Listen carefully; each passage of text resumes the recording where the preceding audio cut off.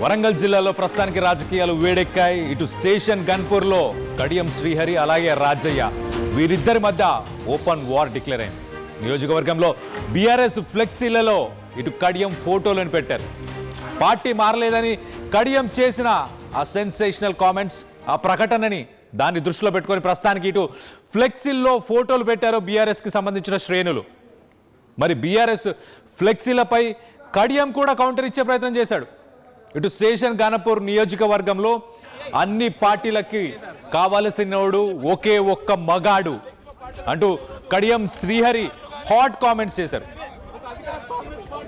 ఇటు నా మొహం చూస్తే అయినా ఓట్లు పడతాయి, ఇటు బీఆర్ఎస్ బతుకుతుందని పోస్టర్లలో నా పేరు నా ఫోటోని వాడుకుంటున్నారని చెప్పేసి ఇటు కడియం కూడా సెన్సేషనల్ కామెంట్స్.